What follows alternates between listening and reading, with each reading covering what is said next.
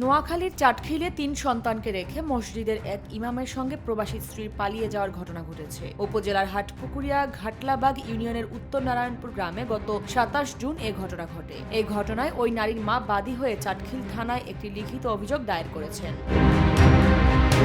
অভিযোগ সূত্রে জানা গেছে, ভুক্তভোগী নারী নিশাত আক্তারের স্বামী কানাডা প্রবাসী। স্বামী বিদেশে থাকায় তিনি ৩ সন্তান নিয়ে বাবার বাড়িতে থাকতেন। এ সময় চাটখিল সরকারি বালিকা উচ্চ বিদ্যালয়ের পাশের একটি পাঞ্জেগানা মসজিদের ইমাম মোহাম্মদ রিয়াজ হোসেনের সঙ্গে তার পরিচয় ও প্রেমের সম্পর্ক গড়ে ওঠে। গত ২৭ জুন দুপুরে সন্তানদের বাবার বাড়িতে রেখেই ইমামের সঙ্গে পালিয়ে যান নিশাত। পারিবারিক সূত্রে জানা যায়, ঘটনার পর ঘর তল্লাশি করে নিশাত ও রিয়াজের একটি যৌথ হলফনামা পাওয়া যায়, যেখানে গত ৪ মে তারা বিয়ে করেছেন বলে উল্লেখ রয়েছে। বাদীর দাবি, পালিয়ে যাওয়ার সময় নিশাত ঘর থেকে নগদ ৯,১০,০০০ টাকা এবং বিপুল পরিমাণ স্বর্ণালংকার নিয়ে গেছেন।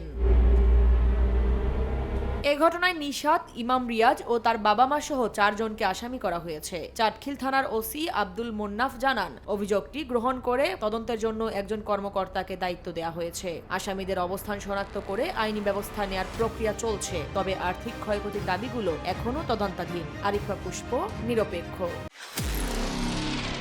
নিরপেক্ষ, সত্য প্রকাশে আপোষহীন।